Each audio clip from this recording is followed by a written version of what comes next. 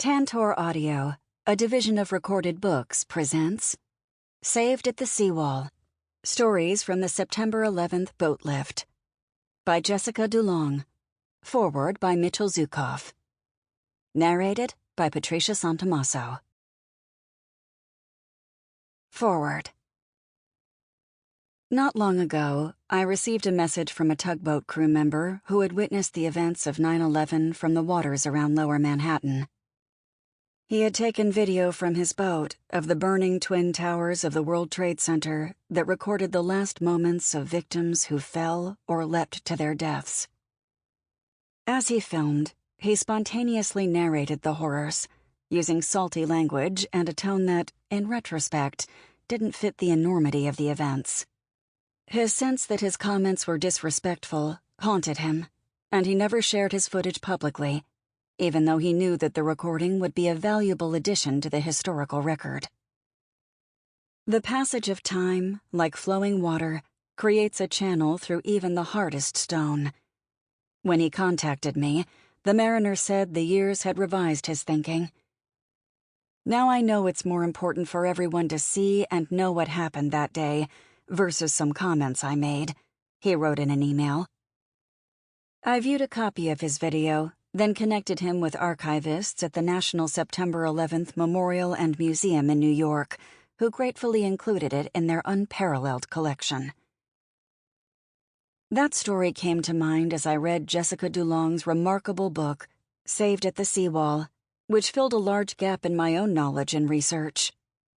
Her work has brought to the surface long-overlooked tales of heroism and sacrifice, recounting the actions and sharing the character of a community response to tragedy as immediate and impressive as any in history. Major facts about September 11th, 2001 are well established. 19 terrorists, acting on behalf of Al-Qaeda and Osama bin Laden, hijacked 4 commercial passenger jets and turned them into guided missiles aimed at government and civilian targets, killing nearly 3,000 people in New York City, Shanksville, and Washington, D.C. Those murders reshaped the world, and we are still coming to understand this new political, economic, social, and diplomatic terrain. It is for good reason, then, that 9/11 is among the most exhaustively examined moments of the past century. And yet, 20 years later, essential, insightful, and unique perspectives are still coming to light, and deservedly so. All of us who write about 9/11 are indebted to the New York Times for, among other reasons, the newspaper's Portraits of Grief project. In brief vignettes, gifted reporters and writers memorialized and humanized the victims. Their work began almost immediately after the fall of the towers. The fires at the Pentagon were extinguished, and recovery began in the field where United States Airline Flight 93 crash-landed. And it continued for years. The Times reporters told the stories of the dead in 2001, and then followed up with accounts that revealed how those left behind were coping or not. By taking such an intimate approach to attacks of enormous scale and complexity, the newspaper declared that every individual loss deserved thoughtful, sustained attention, and that every perspective and experience of 9/11 merited deep reflection. Which brings me back to Dulong, who has extended the project begun by Portraits in Grief by listening to and then presenting the words of individuals who suffered and persevered on that bright September day and then long afterward. In this gripping narrative, if readers will forgive the expression, Dulong has gone into uncharted waters of recorded history. Overwhelmingly, the study of 9/11 has focused on what happened in the air and on the ground. Entire books have been written about Flight 93, whose 40 passengers and crew members fought back against the hijackers and brought down the plane well short of its intended target in Washington, D.C. Other books have examined the military response, or the Pentagon fire, or the fall of the Twin Towers. Many have told the tale of a single survivor, hero, or victim. The same ground and air focus characterizes my work, first covering the attacks as a reporter for the Boston Globe, and then writing a book-length narrative about 9/11. By taking to the water, a fitting decision considering her own rich history on the Hudson River, Dulong has applied her hard-earned maritime knowledge in the name of honoring the men and women who answered the ancient code that compels mariners to proceed with all speed to a distress call. Like firefighters, the captains and crews who took part in the 9/11 boat lift moved toward danger, putting themselves in peril to save others. Their obligation wasn't legal, but moral.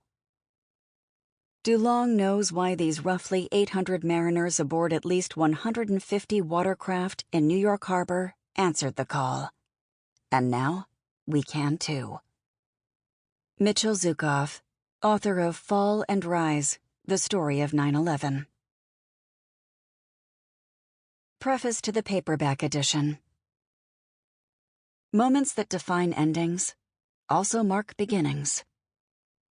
On September 11th, 2001, history split into before and after.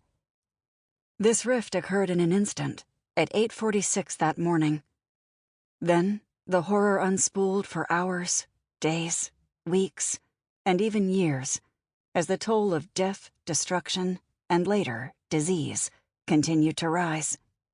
Life was irrevocably altered. 2 decades later, our world has once more been rent in two.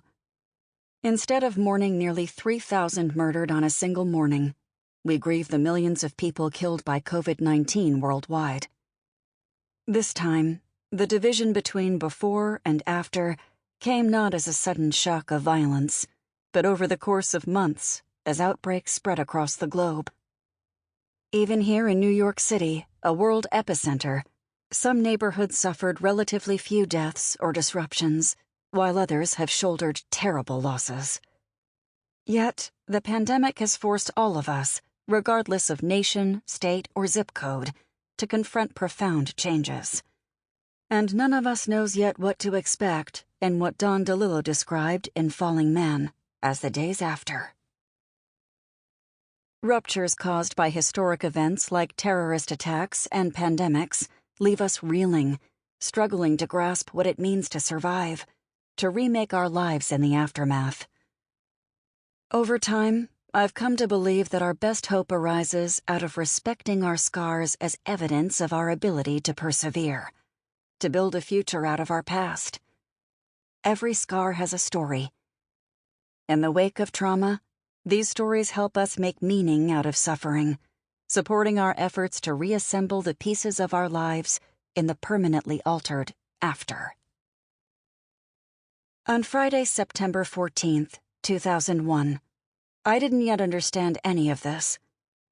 After 4 days supplying Hudson River water to fight fires at the World Trade Center, retired New York City fireboat John J. Harvey docked at her home berth on Manhattan's western shore. I was part of the crew preparing to return to the regular world, or whatever new version of it would greet us outside the perimeter of destruction. After securing lines, the boat's chief engineer, Tim Ivory, jumped the gap from the 1931 vessel's cap rail to Pier 63 Maritime. A crowd circled up around him, friends of the boat, regulars on the pier, others I didn't recognize, all hungry for information about what was happening down there. Their questions prompted answers, then a torrent of stories. I watched through the wheelhouse windows as Tim held court. My own words had fled. I feared that confining this time, these events within words would dull the sharp-edged truths, boxing them in, leaving them muted and pruned at the edges by the limits of lexicon. No language felt sufficient. Over the coming months, as people from every corner chimed in to give their accounts of that day, the fireboat offered me respite. Relieved of official duties, the boat returned to her retiree status and, once the harbor reopened to non-essential traffic, again started taking people out on cruises. In my spot below decks at the control pedestal, swinging the levers that power the boat's propellers, the roar of engines drowned out all the talk. But of course, this defining moment, the deadliest hostile attack on United States soil, could not go unvoiced forever. Only after years of avoiding conversation about my time at Ground Zero did I finally make my peace with the human need for September 11th stories. Chronicling catastrophe necessarily creates a distance, a remove. I could hear this distance when I compared the tight, pinched cadences of first responders taped in the days immediately after the attacks with the interviews of those same people I recorded years later. Ultimately, creating that emotional space is necessary for forging a path forward. In time, I recognized that the importance of preserving this history outweighed my need to fend off the anguish of these accounts, both others and my own. Understanding the reluctance some survivors and rescuers felt about delving into their own harrowing memories made me all the more grateful to the many who did agree to interviews, particularly those who shared for the first time their full stories with all the raw details. They agreed to do so for the sake of documenting this pivotal moment in history, and that willingness brought this book to life.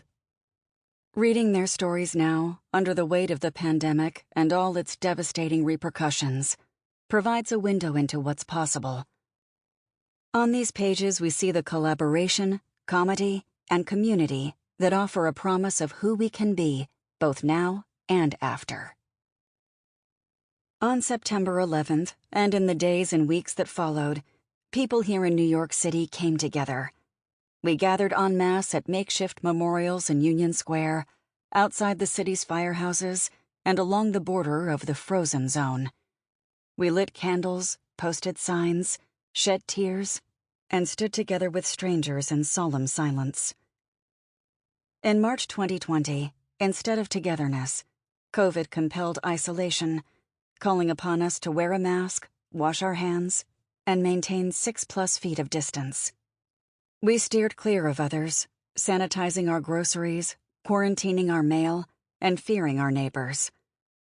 However collective our trauma, our individual family tragedies have taken place in quarantine, in homes and hospitals, rendering the uptick in numbers largely faceless to those on the outside. Owing to pandemic restrictions, a grieving nation has been unable to properly mourn its dead. How will we ever recover? We will, as we always have, through drawing upon the best of humanity that rises up in the bleakest times. What saves us is recognizing our place in the long arc of history. What saves us are stories that forge human connections across divides. What saves us, finally, is hope. In Hope in the Dark, a book I've taken to carrying around with me as an antidote to the grinding miseries of 2020, Rebecca Solnit writes, "Hope locates itself in the premises that we don't know what will happen, and that, in the spaciousness of uncertainty, you recognize that you may be able to influence the outcomes. You alone, or you in concert with a few dozen or several million others." In this dire moment, hopelessness, like helplessness, is not an option. We have so much to learn from the mariners, and others who, when the planes struck, stepped out of their workaday roles to become first responders. Over and over again, they chose to help. They recognized fellow humans in peril and did all they could to come to their aid. Each of us has this capacity within. What choices can we make today to act out our hope, our humanity? How can we connect with others by listening, really listening to their stories? In this time, unlike any we have known, the story of the largest boat lift in history serves as a vital reminder of the reflexive resourcefulness and resounding human goodness that light up the darkest days. Jessica Dulong, Brooklyn, New York, February 2021. September 11th, 2001 timeline. 8:46:40 a.m. American Airlines Flight 11 crashes into One World Trade Center, the North Tower. 8:47 a.m. MTA subway operator alerts MTA Subway Control Center of an explosion in the WTC and begins emergency procedures. 8:52 a.m. PATH trains begin emergency procedures and proceed to evacuate WTC Station and return Manhattan-bound trains to New Jersey. 9:02:59 a.m. United Airlines Flight 175 crashes into 2 World Trade Center, the South Tower. 9:10 a.m. U.S. Coast Guard closes Port of New York and New Jersey. Port Authority of New York and New Jersey closes all its bridges and tunnels. 9:17 a.m. FAA shuts down all NYC airports. 9:37:45 a.m. American Airlines Flight 77 hits the west wall of the Pentagon. 9:58:59 a.m. South Tower collapses. 10:03:11 a.m. United Airlines Flight 93 crashes in Pennsylvania. 10:20 a.m. NYC Transit suspends all subway service. 10:28:22 a.m. North Tower collapses. 10:30 a.m. New Jersey Transit stops rail service into Manhattan's Penn Station. 10:45 a.m. U.S. Coast Guard calls for all available boats to assist evacuation of Lower Manhattan. PATH operations suspended. 11:02 a.m. Mayor Giuliani calls for evacuation south of Canal Street. 5:20 p.m. 7 World Trade Center, headquarters of NYC Office of Emergency Management, collapses. Part 1. The Situation. It is at night that faith and light is admirable. Edmond Rostand, Chanticleer. Chapter 1. It was a jet, it was a jet, it was a jet. As the sun tracks across the sky on this overcast, 78-degree morning, the clouds part ways, leaving behind a mazarine blue. There is no dust, no smoke. The heaviness in today's air is only the humidity of late summer. A forest of sailboat masts bobs in the rectangular notch of Manhattan's North Cove. The propeller wash from New York Waterway and Liberty Landing ferries dropping off and picking up passengers at the New World Financial Center terminal, 150 paces or so to the north of the small harbor, pushes little waves through the 75-foot gap in the breakwater. Ms. Moondance, a 66-foot charter yacht, motors in and maneuvers into a slip among the wooden floating docks.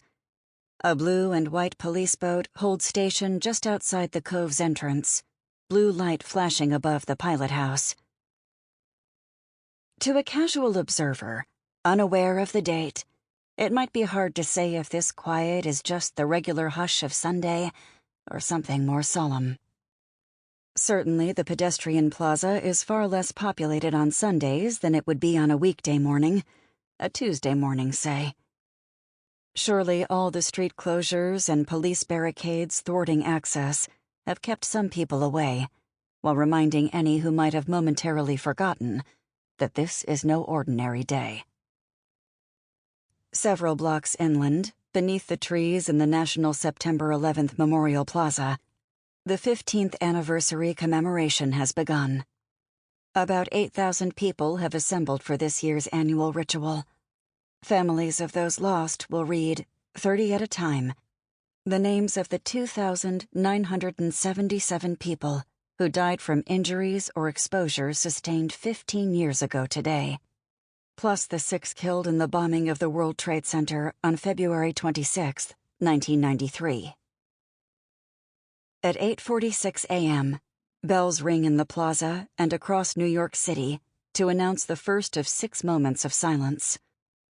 This one marks the moment when American Airlines Flight 11 ripped through the northern facade of the World Trade Center's North Tower between the 93rd and 99th floors. By the water's edge, the chuff, chuff, chuff of a helicopter hovering over the Hudson never lets up. Silence on the waterfront is merely theoretical. Sunday joggers, earbuds in, digital music players strapped around biceps, continue on their morning runs. Bicyclists keep biking, tourists snap photographs, parents herd young children. But 2 New York waterway ferries pause, foregoing their usual over and back, to linger in reverence. Above them glints the new One World Trade Center, the base of its spire reflected in an adjacent skyscraper, also new.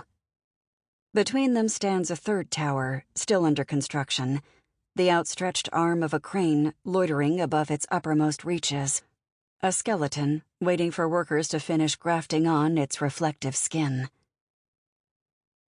When the bell chimes again at 9:03 a.m., the moment that United Airlines Flight 175 crashed into the South Tower's southern facade between the 77th and 85th floors, a lone gentleman with close-cropped gray hair is sitting silently before the cross inside St. Joseph's Chapel, where a special anniversary mass is scheduled to commence at 10 a.m., 1 minute after the South Tower fell and 28 minutes before the North Tower followed it to the ground.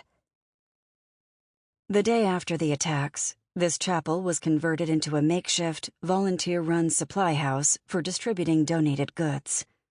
Rescue workers turned its plate glass windows into a message board of sorts, tracing pleas, prayers, and pronouncements into the gray dust.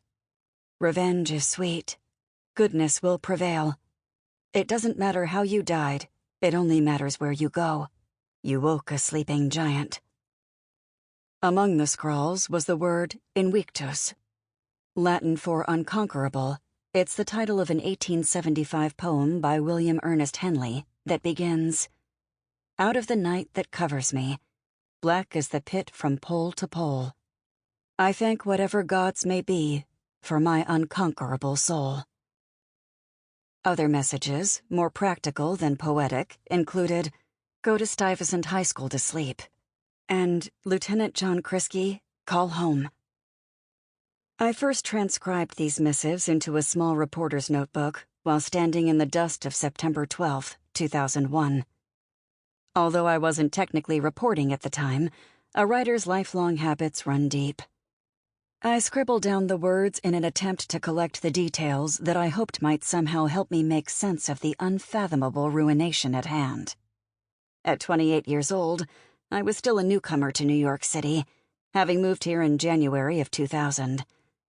By the following September, I was just 6 months into the hands-on apprenticeship that had launched my new career as a marine engineer. I was a novice in every sense of the word. Now, a decade and a half later, I've risen from assistant engineer to chief, a hawse piper who's come up through the ranks, climbing metaphorically up the anchor chain through an opening in the bow called the hawse pipe, by learning on the job rather than in school. New York Harbor's maritime community is my community.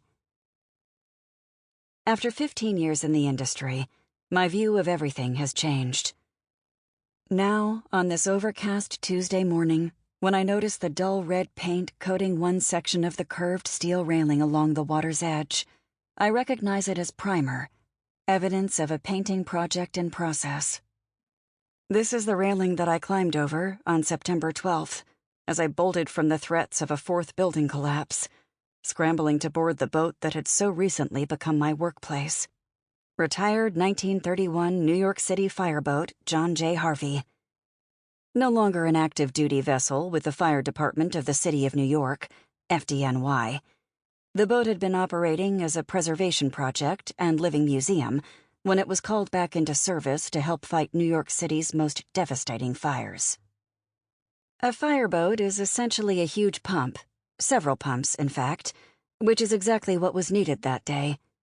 And so Fireboat Harvey's all-volunteer, all-civilian crew, save for our captain, a retired FDNY pilot, worked alongside active-duty fireboats to pump Hudson River water to land-based battalions.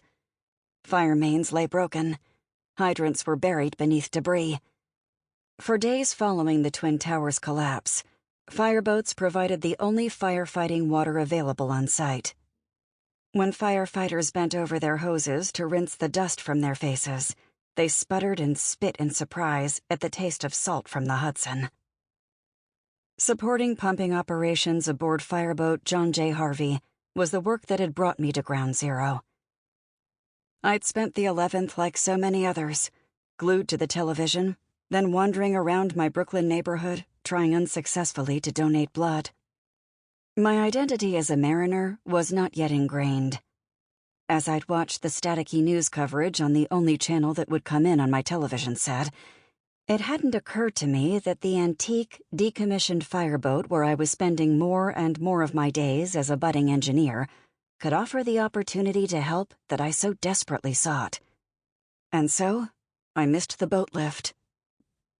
As thick gray smoke began spilling through the airplane-shaped hole in the World Trade Center's North Tower, civilians caught in an act of war, some burned and bleeding, some covered with soot, fled to the water's edge, running until they ran out of land. Never was it clearer that Manhattan is an island. Within minutes, mariners had raced to meet them, white wakes zigzagging across the harbor. Long before the Coast Guard's call for all available boats crackled out over marine radios, scores of ferries, tugs, dinner boats, sailing yachts, and other vessels had begun converging along Manhattan's shores. Hundreds of mariners shared their skills and equipment to conduct a massive, unplanned rescue.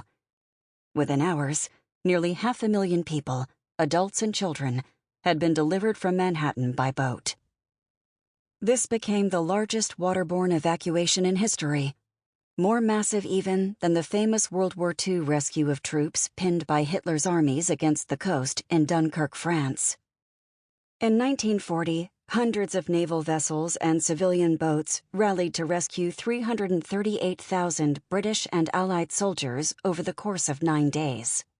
But on September 11, 2001, boat crews evacuated an estimated 400,000 to 500,000 civilians in less than 9 hours. The speed, spontaneity, and success of this effort were unprecedented. In the years since, countless shattered lives have been remade, fractured families reconstructed, loves lost and found. The pile, 16 acres of wreckage left at the World Trade Center site, was eventually evacuated and redubbed the Pit, before being transformed into a memorial with twin reflecting pools that occupy the square footprints of the vanished towers. Americans' pre-9/11 sense of security, along with a misbelief in our immunity to the carnage and cruelty suffered by the rest of the world, was sabotaged and replaced with a gnawing new normal. This post-9/11 afterward was characterized by anxiety and suspicion, coupled with an acquiescence to new infringements on privacy and freedom. But what also arose in the aftermath of the deadliest terrorist attacks on U.S. soil was a heightened sense of goodwill, an abundance of comedy, and an instinctive impulse to help. Amid the darkness and chaos, a series of life-saving, selfless acts transformed the waterfront of New York Harbor into a place of hope and wonder. By the time I arrived at the Trade Center, tugs and other vessels lining the seawall had shifted gears from ferrying people to running supplies and other critical support operations. In the hazy, horror-filled, dust-choked days that followed, I didn't grasp how history had been made along Manhattan's shores. Indeed, still today few people recognize the significance of the evacuation effort that unfolded on that landmark day. This book addresses that omission. The stories that follow are the culmination of nearly a decade of reporting to discover how and why this remarkable rescue came to pass, what made the boat lift necessary, what made it possible, and why it was successful. On any given Tuesday in 2001, you could stand at the southern tip of Manhattan Island, gaze out over the water, and watch the busyness of New York Harbor unfold before your eyes. You'd doubtless notice a Staten Island ferry boat in all its enormous orange glory, bridging the 5.2-mile gap between the two island boroughs.